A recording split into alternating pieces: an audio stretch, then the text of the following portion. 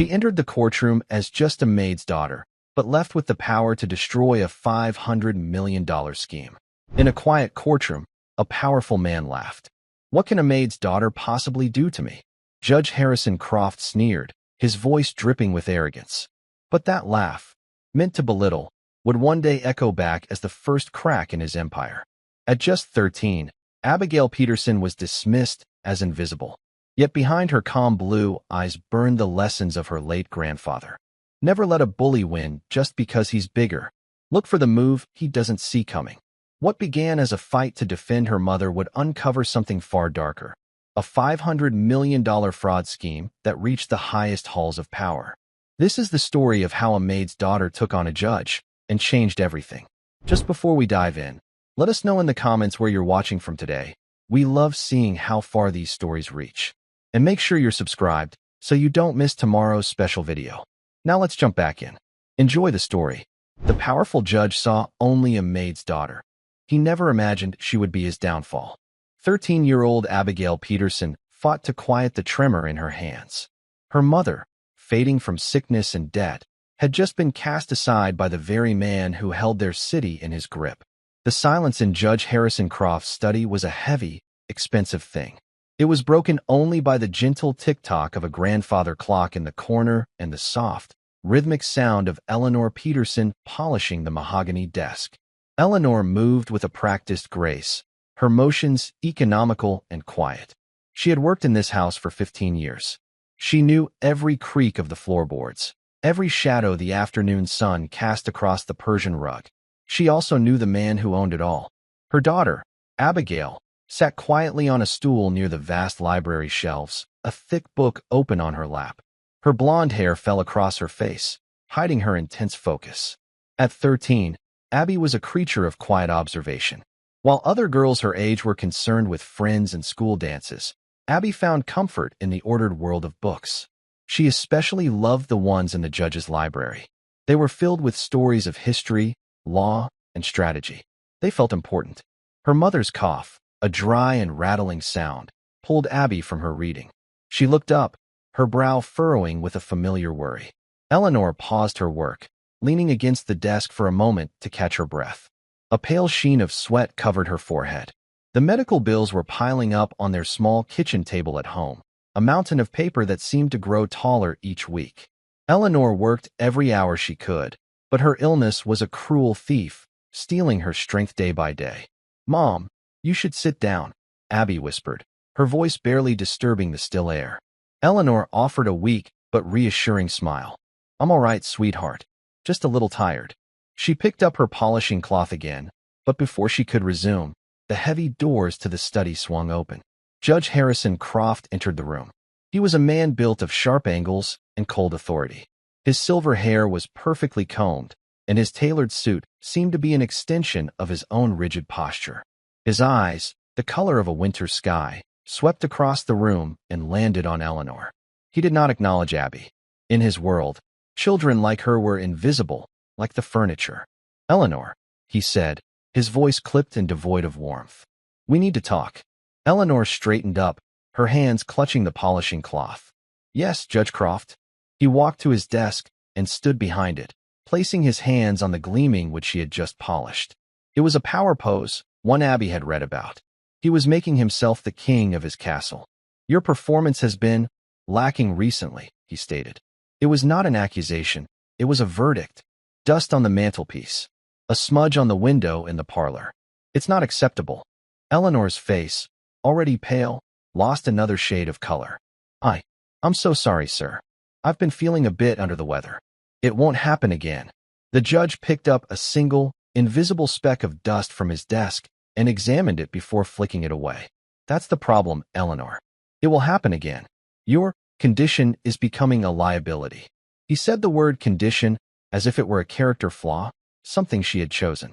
Abby felt a cold knot tighten in her stomach. She closed her book, her knuckles white. She knew what was coming. "I'm afraid I have to let you go," the judge said. "Your services are no longer required." The words hung in the air, brutal and final. Eleanor swayed slightly, her hand flying to her mouth. "But I've worked for you for 15 years. My husband, before he passed, he was your groundskeeper." This job is all we have. Business is business, Eleanor, the judge said, his tone suggesting the conversation was over. He opened a drawer and pulled out a small envelope. This will cover your last week. Please gather your things and see yourself out. Tears welled in Eleanor's eyes as she took the envelope. Her hand trembled. Please, Judge Croft. My medical bills. I don't know what we'll do. The judge finally glanced at Abby, his expression one of pure annoyance. That is not my concern. I am not a charity. He turned his back on them, a clear dismissal. Abby slid off the stool. Her heart hammered against her ribs, but her grandfather's voice echoed in her mind. Arthur Peterson had been a decorated war veteran, a man of quiet strength and unshakable principle. He had taught Abby how to play chess, how to see the whole board. Never let a bully win just because he's bigger, he used to say. Look for the move he doesn't see coming. She walked forward until she was standing beside her mother. Her voice, when she spoke, was steady and clear, cutting through the heavy silence. You can't do this, she said. Judge Croft turned slowly, an eyebrow raised in mild amusement. He looked down at the small, blonde-haired girl as if she were a curious insect. And who are you to tell me what I can and cannot do in my own home? You're firing her without cause, Abby said, her eyes locked on his. She had read the state labor laws in a book from this very library. She has a perfect record. You owe her severance pay, not just a week's wages. A low chuckle escaped the judge's lips. It was a dry, condescending sound. Is that so? A 13-year-old legal scholar in my study. How quaint. He leaned forward, his voice dropping to a low, intimidating growl. Take your mother and go. Do not make me call security. Eleanor tugged on Abby's arm. Abby, please, let's just go. But Abby didn't move. She held the powerful judge's gaze. This isn't over, she said, her voice filled with a conviction that was far older than her years. Judge Croft laughed again, a full, booming sound this time. He shook his head as if in disbelief. Oh, I assure you, he said, gesturing towards the door. It is. As they walked out of the grand house for the last time, the weight of the judge's laughter followed them. He saw a maid and her little girl, a problem easily discarded. He couldn't see the mind working behind Abby's determined blue eyes. He couldn't see the memory of a soldier who taught his granddaughter to fight. And he certainly couldn't see the chain of events he had just set in motion, a chain that would unravel his entire world. The battle had just begun. Back in their small, two-bedroom apartment, the reality of their situation sank in. The air, usually filled with the scent of Eleanor's gentle cooking, was thick with despair. The envelope from the judge sat on the table, a stark white reminder of their humiliation. It contained less than $400. Their rent was due in 2 weeks. A new pile of medical bills had arrived in the mail, demanding payment for treatments that were barely keeping Eleanor on her feet. Eleanor sat at the kitchen table, her head in her hands. She wasn't crying, which was somehow worse. It was a silent, hollowed-out grief. What are we going to do, Abby? She whispered, her voice raspy. No one will hire me when they see how sick I am. Abby stood beside her, placing a small hand on her mother's shoulder. She felt a surge of fierce, protective love. Her mother had always been the strong one, the one who worked her fingers to the bone to provide for them after her husband died. Now, it was Abby's turn to be strong. We're going to fight, Abby said simply. Eleanor looked up, her eyes weary. Fight who? Fight him. Abby, he's a judge. He is the law. What can we possibly do? He's just a man, Abby replied, her voice steady. And he broke the rules. I'm going to make him fix it. Over the next few days, Abby became a whirlwind of focused energy. She spent hours at the public library, using their computers to research small claims court procedures. The librarian, a kind woman named Mrs. Gable, watched her with curiosity. She saw a young girl poring over legal texts that would make a law student's head spin. Working on a school project? Mrs. Gable asked one afternoon, placing a glass of water on Abby's table. Something like that, Abby said, not looking up from the screen. She was reading about filing deadlines and evidence submission. She meticulously gathered every piece of her mother's employment history. Pay stubs showing 15 years of loyal service. Old performance reviews, signed by Judge Croft himself, filled with praise for her mother's diligence and honesty. She even found a small, framed photo of her father standing with the judge at a company picnic years ago. They were both smiling. It felt like a relic from another lifetime. When she had everything organized in a neat folder, she approached her mother. "Mom, I need you to sign this," she said, holding out a small claims court filing form. Eleanor stared at the document, her eyes wide with a mixture of fear and awe. "Abby, are you sure about this? What if we make him angrier?" "He's a bully, Mom," Abby said, echoing her grandfather's words. "Bullies count on you being afraid. We have to show him we're not." Hesitantly, Eleanor took the pen and signed her name. A week later, a summons was delivered to Judge Harrison Croft. The notice informed him that he was being sued in small claims court by his former maid, Eleanor Peterson, for wrongful termination and unpaid severance. The news of the lawsuit rippled through the judge's social circles. It was seen as a joke. A maid suing a powerful federal judge? The audacity was laughable. Judge Croft himself treated it as a minor annoyance, a gnat to be swatted away. He hired a lawyer, a slick man named Mr. Davies, to handle the matter. The judge didn't even plan to show up. It was beneath him. The day of the hearing arrived. The small claims courtroom was a bland, impersonal room with beige walls and worn-out wooden benches. It smelled faintly of stale coffee and anxiety. Eleanor sat beside Abby at the plaintiff's table. She wore her best church dress and clutched her purse so tightly her knuckles were white. She looked small and fragile under the fluorescent lights. Abby, on the other hand, was a picture of calm focus. She wore a simple blue dress and had her blonde hair pulled back in a neat ponytail. She had her folder of documents laid out perfectly in front of her. She looked like a child playing dress-up, but her eyes held the seriousness of a seasoned attorney. The defendant's table was occupied by Mr. Davies. He was a man who oozed smug confidence. He kept looking over at Abby and smirking, shaking his head slightly, as if he couldn't believe the absurdity of it all. The presiding judge entered. He was an older man named Judge Miles Thompson. He looked tired but fair. He read the case file and then looked over his glasses at the two tables. "Case number 34B, Peterson versus Croft," he announced. "Is the plaintiff, Eleanor Peterson, present?" Eleanor stood up on shaky legs. "Yes, Your Honor." "And is the defendant, Harrison Croft, present?" Mr. Davies stood. "Your Honor, I am Marcus Davies, representing Judge Croft. My client had a pressing judicial matter and was unable to attend." Judge Thompson frowned, clearly unimpressed. "I see. And who will be speaking for the plaintiff?" Abby stood up. "I will, Your Honor." A ripple of murmurs went through the small gallery of onlookers. Mr. Davies let out a short, disbelieving laugh. Judge Thompson peered at Abby. "And you are?" "I am Abigail Peterson, Your Honor. I am the plaintiff's daughter." The judge leaned forward, his expression a mixture of confusion and impatience. "Young lady, this is a court of law, not a school play. You cannot represent your mother.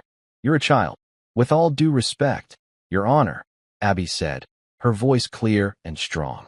"The rules for small claims court in this state allow for a person to be represented by a family member with the court's permission, especially in cases of hardship. My mother is ill and under great stress. I have prepared the case." She spoke with such authority that Judge Thompson was momentarily taken aback. He looked at Eleanor, who nodded timidly. "Is this your wish, Mrs. Peterson?"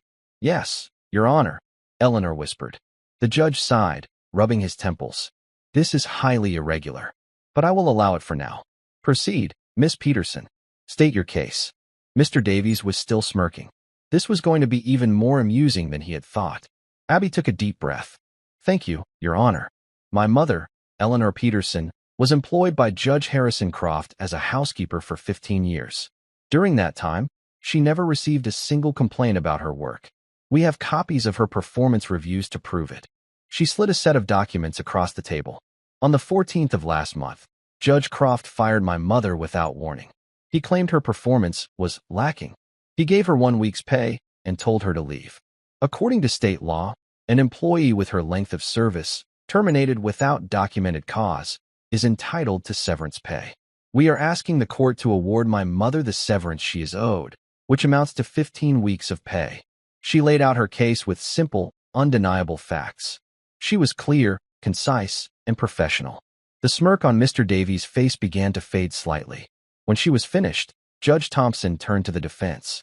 "Mr. Davies, your response?" Mr. Davies stood, straightening his tie.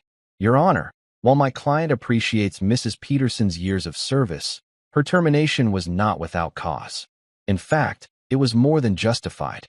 He paused for dramatic effect. My client, Judge Croft, fired Mrs. Peterson because she was stealing from him. A collective gasp went through the courtroom. Eleanor's face went white with shock. That's not true, she cried out. Silence, Judge Thompson ordered, banging his gavel. Abby's heart pounded, but she kept her expression neutral. This was a move she hadn't anticipated. A lie so blatant, so cruel. Mr. Davies continued, his voice dripping with false sympathy. My client was reluctant to bring this up, to protect Mrs. Peterson from criminal charges. He is a compassionate man. But since she has forced his hand with this frivolous lawsuit, the truth must be told. He opened his briefcase and pulled out a glossy photograph. We have evidence, he said, placing the photo on the evidence table. This is a security camera still from the day of the termination. It clearly shows Mrs. Peterson slipping a silver letter opener from my client's desk into her apron pocket. Judge Thompson examined the photograph. It did, indeed, appear to show exactly what Mr. Davies claimed. He looked at Eleanor with a new, hardened expression. Mrs. Peterson, the judge said, his voice cold. Is this true? No. I would never. Eleanor sobbed, her composure finally breaking. I never stole anything in my life. Mr. Davies looked at Abby with a triumphant gleam in his eye. He had won. A photograph doesn't lie. The maid's daughter had walked right into his trap. But Abby wasn't looking at her mother or the judge. She was looking at the photograph. Her mind, trained by years of observation and her grandfather's lessons in strategy, was racing. She saw the whole board. And she saw the one, tiny detail that Mr. Davies and Judge Croft had missed. The one detail that would prove this was all a lie. She stood up. Your Honor, she said, her voice ringing with newfound confidence. May I approach the evidence? Judge Thompson nodded, and Abby walked to the table. She picked up the photograph, her eyes scanning it intently. She could feel Mr. Davies' smug gaze on her, waiting for her to crumble. He was about to be very disappointed. She turned to face him, the photograph held carefully in her hand. Mr. Davies, she said, her voice steady. You said this photo was taken on the day my mother was fired, correct? That's right, he said smoothly. And what time was she fired? Mr. Davies glanced at his notes. At approximately 3 o'clock in the afternoon. Abby held up the picture for the judge to see. Her finger pointed to a small detail in the background, behind the desk where her mother was standing. It was the grandfather clock that stood in Judge Croft's study. Then can you please explain, Abby asked, her voice clear and sharp, why the clock in this photograph says it's 9 o'clock in the morning?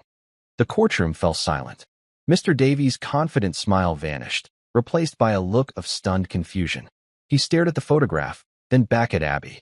He had no answer. Abby wasn't finished. She pointed to another detail. And can you explain why the digital calendar on Judge Croft's desk, which is always on, shows the date as being from the week before my mother was fired? The silence in the room was now deafening. Every eye was on Abby. She was no longer a little girl playing lawyer. She was a warrior who had just found the enemy's weakness. This photograph is a fake, Your Honor, Abby declared, her voice resonating with the pure, simple power of the truth. It was created to ruin my mother's name. And I can prove it. The tides of the battle had just turned. And Judge Harrison Croft, sitting in his quiet, expensive study across town, had no idea that the war had truly just begun. Mr. Davies, the slick lawyer, sputtered like a car engine failing to start. That's preposterous. It's a trick of the light. The angle. Judge Thompson silenced him with a sharp look. He leaned over his bench, peering at the photograph Abby still held. He motioned for the bailiff. Bring me that evidence. The bailiff carried the photograph to the judge, who examined it closely for a long moment. He looked at the clock. He looked at the digital calendar on the desk. He then looked up, his gaze settling on Mr. Davies with the weight of a glacier. Mr. Davies, the judge said, his voice dangerously quiet. As an officer of the court, you are aware of the penalties for presenting falsified evidence, are you not? The lawyer's face was now ashen. The smug confidence had completely evaporated, replaced by the raw panic of a man who saw his career flashing before his eyes. Your Honor, my client provided this to me. I had no reason to believe. I was assured of its authenticity. You were assured? Judge Thompson repeated, his voice laced with disbelief. You saw fit to accuse a woman of theft, to potentially ruin her life, based on a photograph you didn't even bother to properly examine yourself. Abby stood tall, but her legs were beginning to tremble. She had thrown the punch. She wasn't sure what would happen next. She felt her mother's hand find hers under the table, a small, grateful squeeze.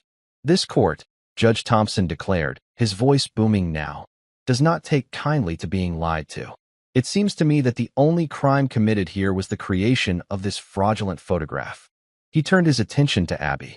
"Miss Peterson, your mother's claim for severance is granted in full.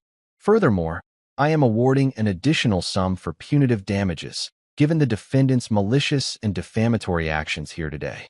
He banged his gavel with a resounding crack that echoed through the room. "This hearing is concluded." Tears of relief streamed down Eleanor's face. She hugged Abby tightly, burying her face in her daughter's blonde hair. "You did it," she whispered. "Oh, Abby, you did it." As they were leaving, a shaken and furious Mr. Davies cornered them in the hallway. "You think you're clever, don't you, little girl?" he hissed, his face contorted in an ugly sneer. "You just made a very powerful enemy. This isn't over." Abby met his glare without flinching. "Tell your boss to pay my mother what he owes her," she said, her voice cold as steel. "And tell him to stop lying." She took her mother's hand and walked away, leaving the lawyer fuming in the hallway. The victory felt monumental, a David and Goliath story played out in a tiny courtroom. For a few days, a fragile sense of hope returned to their small apartment. The money from the judgment, once it arrived, would be enough to cover the rent and the most urgent medical bills. It was a lifeline, but the check did not arrive. A week passed. Then two. Abby made calls to the court clerk, who confirmed the judgment had been processed. The delay was on Judge Croft's end. He was simply refusing to pay. It was a petty, arrogant act of defiance. He was above the rules. He was the law. Eleanor's health took a sharp downturn. The stress of the situation was a poison, weakening her already fragile body. The doctor said she needed a new series of expensive treatments they couldn't possibly afford without the settlement money. The mountain of debt grew taller, casting a dark shadow over their small victory. Abby felt a familiar fire of anger and injustice burning within her. Judge Croft wasn't just a bully, he was cruel. He was trying to break them, to make them suffer for daring to stand up to him. Her grandfather's voice returned to her, a calm and steady presence in the chaos of her thoughts. Sometimes the enemy's biggest strength is also his biggest weakness. An arrogant man always leaves a trail. A trail. Abby knew she couldn't fight him head-on in another courtroom. He would be prepared this time. He would use his power and influence to crush them. She had to find another way. She had to find his trail. Her mind went back to the judge's study. The vast library, the mahogany desk, the grandfather clock. She had spent countless hours in that room, waiting for her mother to finish her work. She knew its layout, its contents. Her mind, a sponge for details, began to sift through the memories. She remembered the judge's meticulous nature. He kept records of everything. His financial ledgers, bound in dark green leather, were kept on a specific shelf, right next to the antique globe. He had always been very secretive about those books. Once, when Abby had reached for one out of curiosity, he had snapped at her with a ferocity that was startling.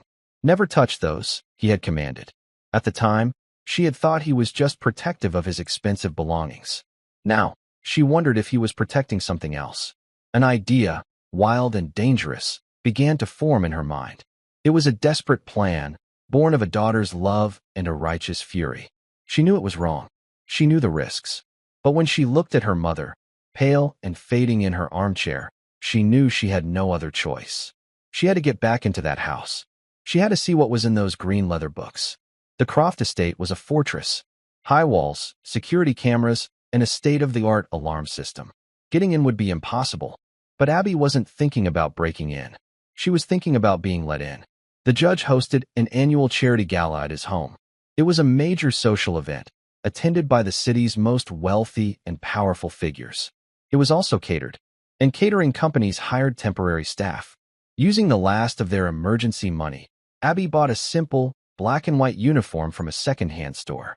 She found the name of the catering company online and, with a bit of clever social engineering, a phone call pretending to be a culinary student confirming a work-study placement, she learned the arrival time for the event staff. On the night of the gala, Abby put her plan into motion. Her heart hammered against her ribs as she slipped into the line of catering staff arriving at the service entrance. She was a ghost, a small girl in a simple uniform, her face obscured by the tray of champagne glasses she carried. No one gave her a second look. She was invisible, just as she had been in the judge's study for years. The house was transformed. Music drifted from the ballroom. The scent of expensive perfume and rich food filled the air. Abby moved through the crowds, her eyes scanning, observing. She saw Judge Croft holding court, laughing with senators and CEOs, the picture of charm and integrity. The sight of him, so confident and untouchable, made her stomach clench.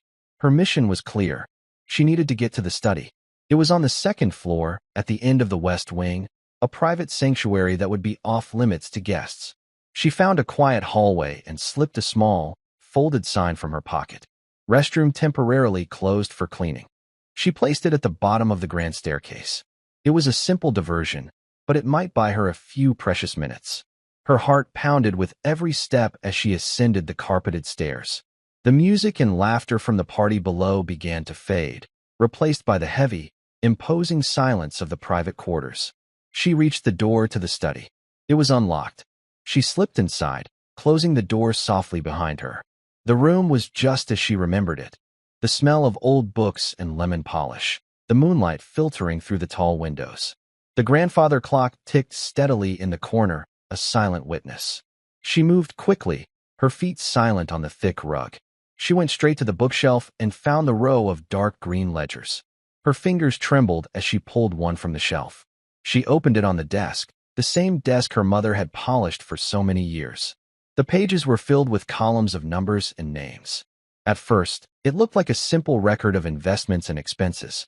But Abby saw something else. She saw patterns. Names of shell corporations she recognized from her research at the library. Large, repeated payments to offshore accounts. Transfers of funds between seemingly unrelated entities. It was a complex web of transactions, designed to be confusing, to hide the truth. But Abby saw more than just numbers. She saw names.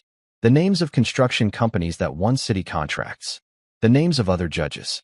The names of politicians. And next to their names, there were figures.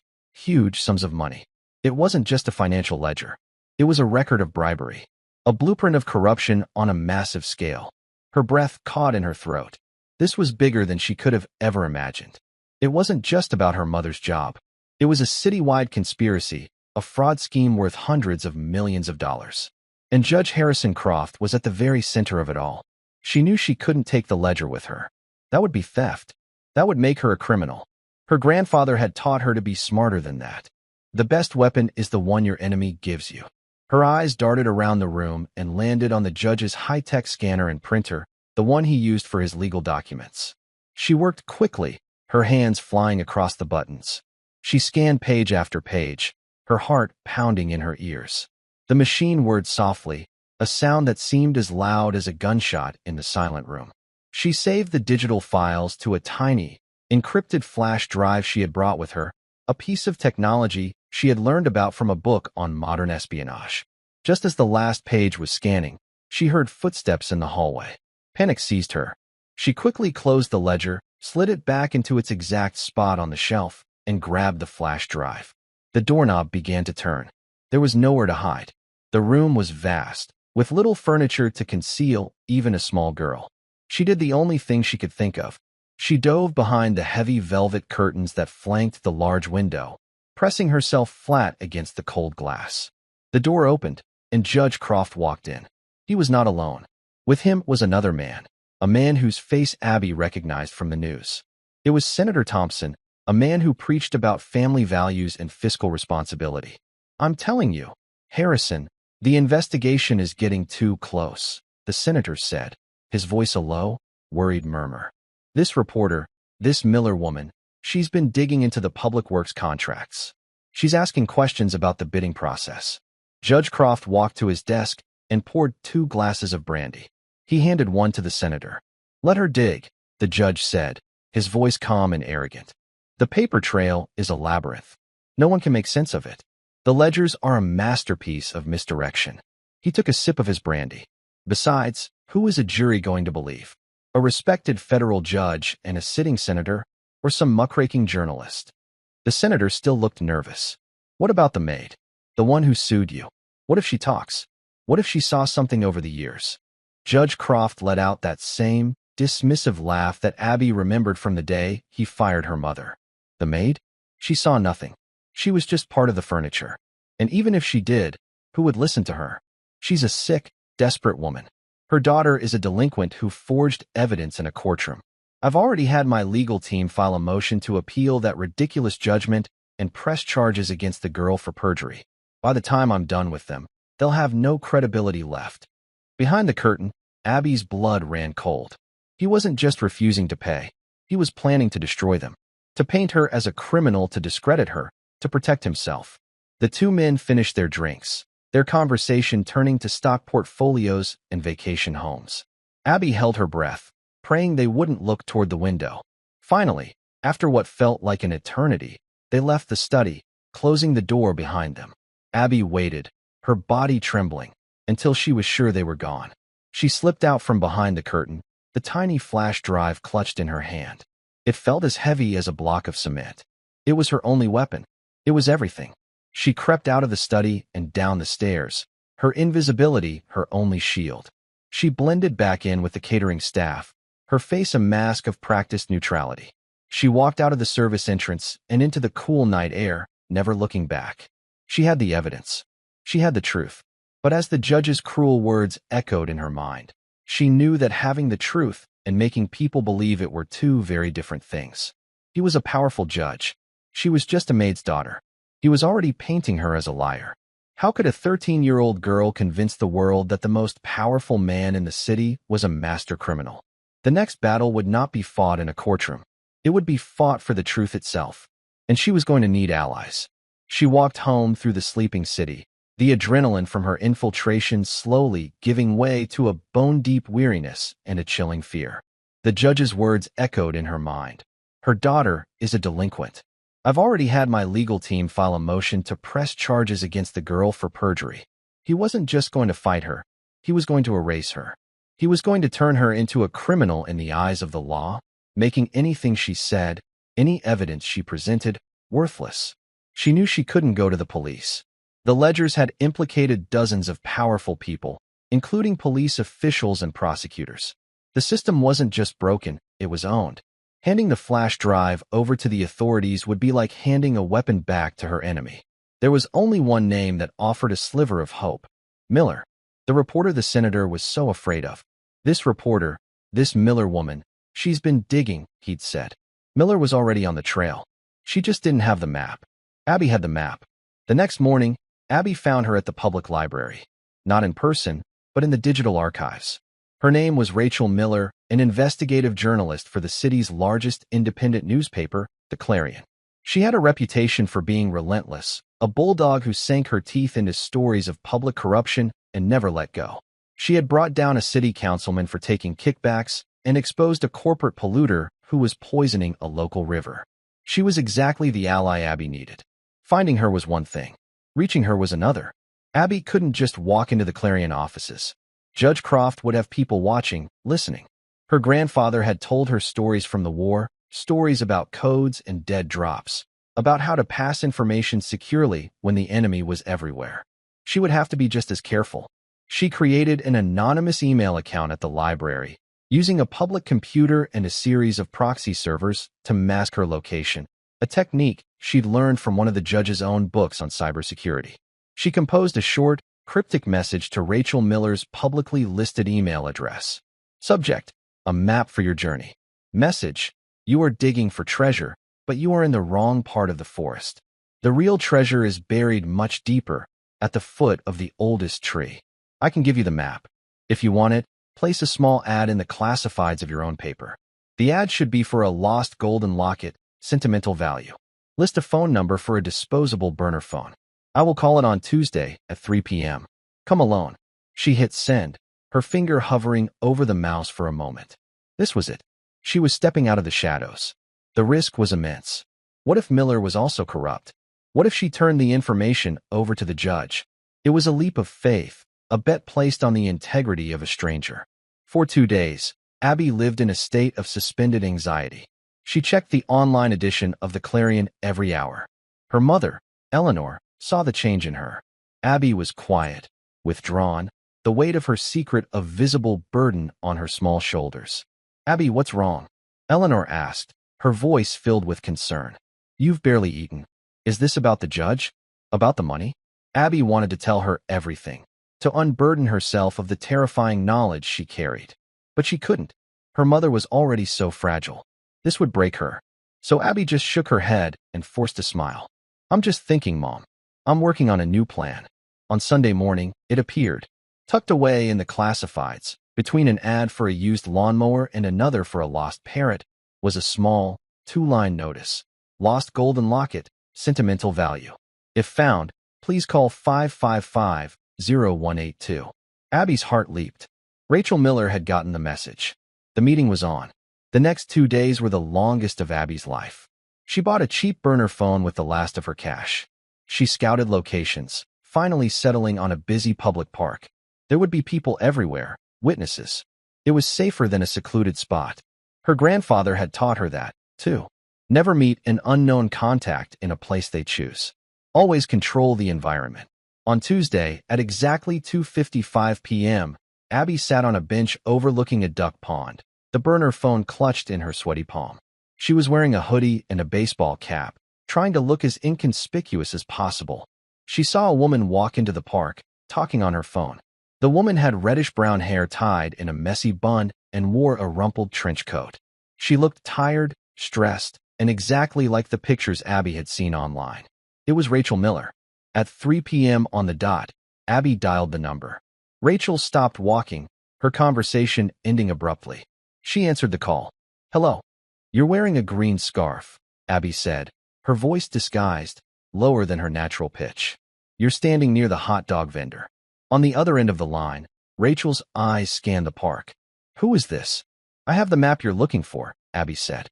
"It proves everything. The public works contracts, the bribery, all of it. It all leads back to Judge Harrison Croft." There was a sharp intake of breath on the other end. "How do I know this isn't a trap?" "You don't," Abby admitted. "But the senator you've been investigating is scared of what I have. And so is the judge. That should be enough. Where do you want to meet?"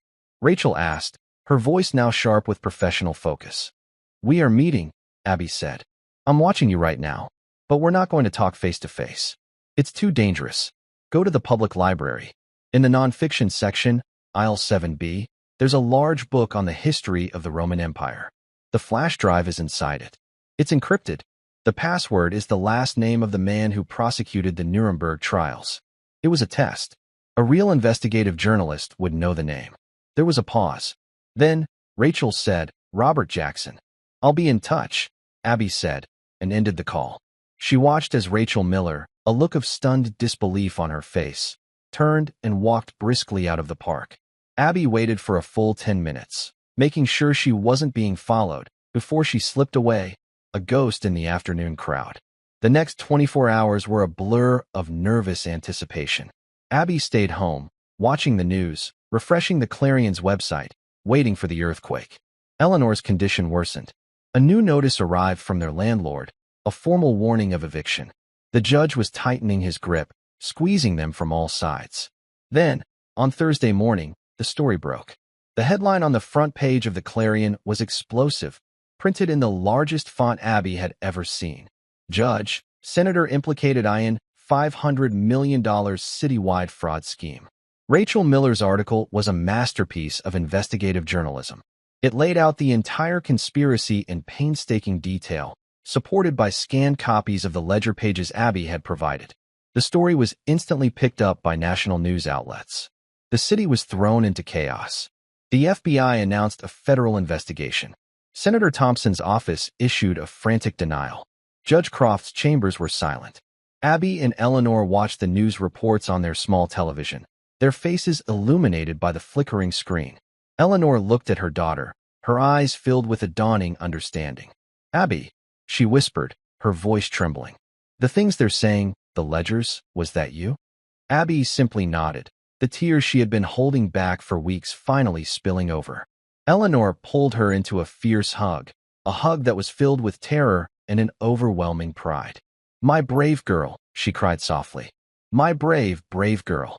The victory, however, was far from complete. The judge was a cornered animal, and cornered animals are the most dangerous. While the FBI was building its case, Croft was still a federal judge. He still had power, and he was going to use it. That evening, there was a sharp, official knock at their apartment door. Two uniformed police officers stood in the hallway. One of them held up a warrant. "Abigail Peterson?" the officer asked, his voice flat and emotionless. "Yes," Abby said, her heart sinking. "You are under arrest." "Arrest?" Eleanor cried, rushing to the door. "For what?" "For breaking and entering, theft of private property, and perjury," the officer recited, his eyes avoiding theirs. He pulled out a pair of handcuffs. The cold metal gleamed under the dim hallway light. Judge Croft was making his move. He couldn't win in the court of public opinion, so he was going to drag Abby into his court, the one where he still made the rules, and destroy her. The hero of the city was about to be branded a common criminal.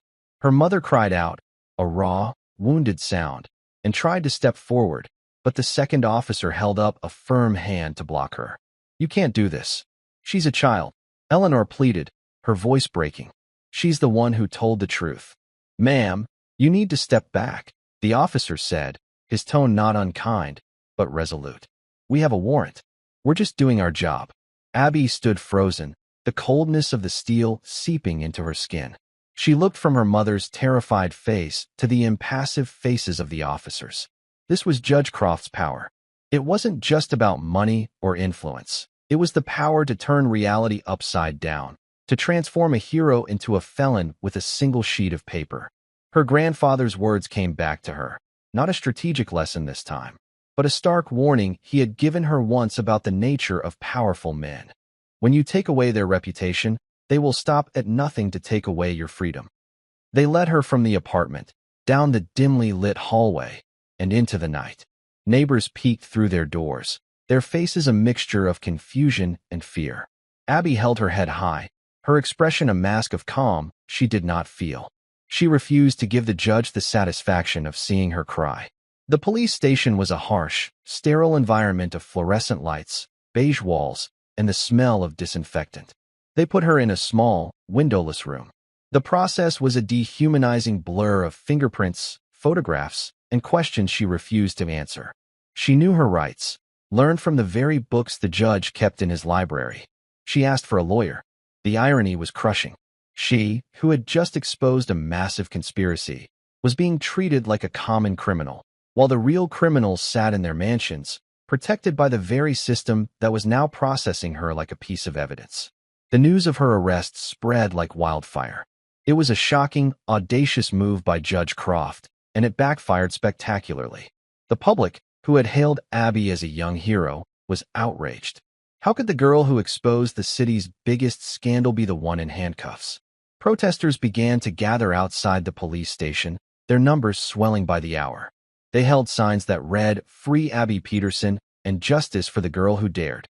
Rachel Miller, the journalist, was a whirlwind of fury and action. Her phone had been ringing off the hook since the story broke, but when she heard about Abby's arrest, she dropped everything. She knew this was the judge's retaliation, a desperate and vicious attempt to silence his accuser. She called the best pro bono lawyer in the city, a legendary civil rights attorney named Samuel Page. Samuel Page was a man in his late 60s, with a mane of white hair and eyes that had seen the very worst and the very best of humanity. He had spent his life fighting for the underdog, for the voiceless, for the victims of a system that often favored the rich and powerful. He had read Rachel's story and was already captivated by the case. The news of the 13-year-old's arrest was all the motivation he needed. He arrived at the police station just after midnight, his presence commanding immediate respect. He walked into the small room where Abby was being held. She looked up, her face pale but her eyes defiant. "Abigail Peterson," he said, his voice a deep, reassuring rumble. "My name is Samuel Page. I'm your lawyer." For the first time that night, Abby felt a flicker of hope. She wasn't alone anymore. The next morning, Abby's arraignment was the biggest news story in the country. The courtroom was packed with reporters, television cameras, and supporters. When Abby was let in, still wearing her hoodie and jeans, A wave of supportive murmurs rippled through the gallery.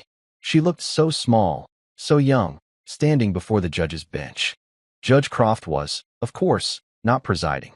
The judge on the bench was a woman named Maria Sanchez, known for her sharp intellect and no-nonsense demeanor. The prosecutor, a man handpicked by Croft's allies in the district attorney's office, laid out the charges with dramatic flair: breaking and entering, theft, perjury. He painted Abby as a troubled, delinquent child, a liar who had fabricated a wild story to defame a respected judge. When he was finished, Samuel Page rose to his feet. He was not dramatic. He was calm, his voice filled with a quiet, righteous anger. "Your Honor," he began, "what the prosecution has just described is not a series of crimes. It is a work of fiction, a desperate and malicious narrative crafted by a guilty man, Harrison Croft, to intimidate a witness in a federal investigation." He looked directly at the prosecutor. "The prosecution speaks of breaking and entering. Yet, the scene of the crime is a place my client knew intimately, a place where her mother worked for 15 years. He speaks of theft. Yet, nothing was stolen. The information on that flash drive was copied, not taken. It was evidence of a massive criminal conspiracy. Evidence, I might add, that the FBI is now using to bring down some of the most powerful men in this city." He paused, letting his words sink in. "And he speaks of perjury. The charge is that this 13-year-old girl lied in small claims court about a photograph. A photograph that was proven, in that very court, to be a fabrication. The only perjury committed in relation to this case was by Harrison Croft's legal team when they submitted that fraudulent evidence." He then turned to Judge Sanchez. "Your Honor, the person who should be in this courtroom, in handcuffs, is Harrison Croft. Instead, he has used his dwindling power to manipulate the justice system to persecute a child whose only crime was telling the truth. We plead not guilty to all charges, and we ask that my client be released on her own recognizance immediately." The courtroom was silent, captivated. Judge Sanchez looked down at Abby, then at the mountain of paperwork before her. She was a smart woman. She could see what was happening. She knew this case was a political hot potato, a battle between a crumbling old guard and the forces of justice. "Bail is set at $1, Judge Sanchez declared, her voice firm. It was a symbolic gesture, a slap in the face to the prosecution and to Judge Croft. "And I am issuing a gag order on all parties, including Harrison Croft. This case will be tried in a court of law, not in the media." The release was a victory, but the war was far from over. Abby was free, but the charges still stood.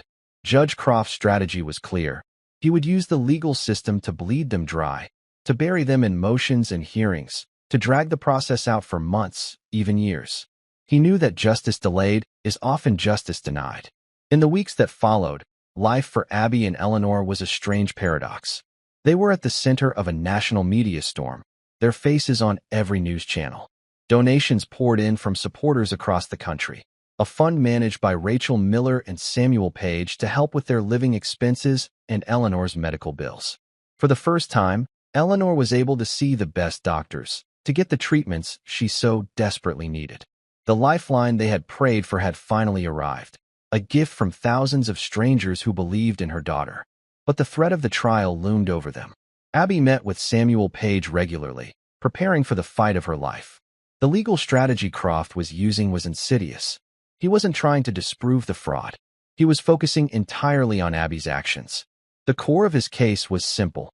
No matter how noble her intentions, she had broken the law to get the evidence. The fruit of the poisonous tree. If he could get the ledger scans thrown out, the FBI's case against him would be weakened, and his own charges against Abby would stick. He was trying to use the letter of the law to suffocate the spirit of the law. Abby felt the weight of it all. She was just a girl who loved books and her mother. Now, the fate of the city, and her own freedom, rested on her shoulders. She spent her days with Samuel, going over every detail, every memory of her time in the Croft house. He was impressed by her intelligence and her incredible memory. "You have what lawyers call a total recall, Abby," he said one afternoon, a look of admiration in his eyes. "You see things other people miss." It was during one of these sessions that Abby remembered something small, something that seemed insignificant at the time. It was a conversation she had overheard weeks before her mother was fired. Judge Croft was in his study, on a heated phone call. He was yelling, something he rarely did. "The transfer has to be untraceable," he had shouted into the phone. "Use the Veterans Fund. No one ever looks at the accounts for the Veterans Fund. It's a black hole." Abby hadn't thought much of it then. But now, telling Samuel, the words took on a sinister new meaning. The Veterans Fund. It was a well-known city charity, a fund set up to help homeless and disabled veterans. Her own grandfather, Arthur Peterson, had donated to it his entire life. Samuel Page's eyes lit up with a cold fire. "A black hole," he repeated softly. "Harrison Croft is a veteran himself. He served as a JAG officer. He sits on the board of that fund." A new, sickening piece of the puzzle clicked into place. The judge wasn't just a fraudster and a briber. He was stealing from his own. He was stealing from men like her grandfather. It was a betrayal of the deepest, most sacred kind. And Abby knew, with a certainty that settled deep in her bones, that she had just found the key that would not only win her case, but would be the final, devastating nail in Harrison Croft's coffin. The discovery of the Veterans Fund was more than a new piece of evidence. It was a moral thunderbolt. Samuel Page and Rachel Miller knew its power instantly. This wasn't a complex financial crime anymore. It was about a man stealing from the nation's heroes, from the memory of men like Arthur Peterson. It was a betrayal everyone could understand. Rachel Miller's next headline for the Clarion was devastating. Judge Croft accused of looting Veterans Charity Fund. She detailed how Croft had allegedly siphoned millions from the fund, using the charity as a black hole to launder money. The article featured a photo of Abby's grandfather in his old Army uniform, a symbol of the very people Croft had betrayed. The public reaction was visceral. Protests swelled from hundreds to thousands. Veterans groups issued statements of condemnation. The pressure on the FBI became immense. Judge Croft, once a titan of the city, was now a pariah. The day of Abby's trial was a media circus. Croft's plan was still in motion: convict Abby, discredit her as a witness, and poison the evidence she had uncovered. The prosecution presented its case first, methodically building an argument that, by the strict letter of the law, Abby was guilty. They rested on a simple, cold legal principle: the ends do not justify the means. Then, Samuel Page rose. The defense calls Abigail Peterson to the stand. A hush fell as Abby walked to the witness stand. She looked small in the large wooden chair as she took the oath, her voice clear and steady. Samuel began gently, asking about her mother and grandfather, painting a picture not of criminal intent, but of a daughter's desperate love. "Abby," he asked, "why did you go back to Judge Croft's house that night?" Abby looked at the jury. "Because he was trying to destroy my mother," she said. "He lied about her and was going to accuse me of being a criminal just for telling the truth. I knew he was a bully, but I realized he was something much worse. I had to find out why." Samuel walked her through the discovery of the ledgers. She explained the complex fraud in simple terms, her extraordinary intelligence on full display. Finally, he asked her about the Veterans Fund. Abby recounted hearing Judge Croft on the phone, yelling about using the fund as a black hole. A wave of revulsion went through the courtroom. The prosecutor's cross-examination was brutal. He tried to twist her words, to portray her as a vindictive child who thought she was above the law. "You admit you broke into a private residence, don't you?" he thundered. "I walked through an unlocked door to find the truth," Abby replied calmly. "You admit that you copied private financial records?" "I found evidence of a massive criminal conspiracy," she countered.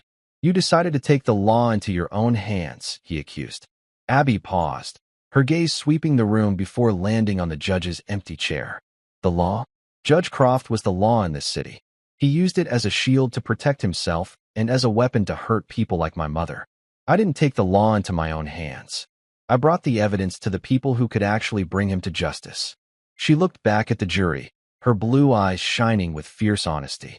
"My grandfather was a war veteran. He taught me that you always stand up for what's right." Judge Croft, a man who swore an oath to uphold the law, was stealing from men like my grandfather. He was stealing from heroes. "If finding the proof of that is a crime," she said, her voice dropping to a powerful whisper, "then I am guilty." The courtroom was utterly still. In that moment, she was not a child or a defendant. She was the conscience of the city. Samuel Page's closing argument was brief. "The law was created to protect the innocent and punish the guilty," he said. Do not allow it to be twisted today to do the exact opposite. The jury was out for less than an hour. Abby stood with her mother and Samuel as the foreperson read the verdict. Eleanor gripped her daughter's hand. On the charge of breaking and entering, we the jury find the defendant not guilty. A wave of applause erupted. On the charge of theft, we find the defendant not guilty. Eleanor was sobbing openly now, tears of joy. On the charge of perjury, we find the defendant not guilty. The courtroom exploded. Justice, true and undeniable, had prevailed. In the aftermath, Judge Croft's empire crumbled. He and his powerful friends were indicted. Stripped of his power, he was just a criminal facing a lifetime in prison. Months later, Abby and Eleanor sat on a park bench. The sun was warm. Eleanor's health had returned, the lines of worry on her face replaced by a quiet peace. A newspaper beside them read, Croft sentenced to 30 years in prison. It's finally over, Eleanor said softly, placing her hand over Abby's. Abby looked out at the duck pond. He laughed at me, she said quietly. He thought I was nothing. Eleanor squeezed her hand. He didn't see you, Abby, she said, her voice filled with pride. He didn't see the granddaughter of Arthur Peterson. He didn't see the smartest, bravest person I have ever known. Abby leaned her head on her mother's shoulder. The long battle was over. The silence was no longer heavy or expensive. It was peaceful. It was earned. A new story was beginning, not of fighting and fear, but of hope, and the unshakable truth that even the smallest voice, speaking for what is right, can be the most powerful force in the world. And that's where we'll end the story for now. Whenever I share one of these, I hope it gives you a chance to step out of the everyday and just drift for a bit. I'd love to know what you were doing while listening. Maybe relaxing after work, on a late-night drive, or just winding down. Drop a line in the comments. I really do read them all. And if you want to make sure we cross paths again, hitting like and subscribing makes a huge difference. We are always trying to improve our stories, so feel free to also drop your feedback in the comment section below. Thanks for spending this time with me.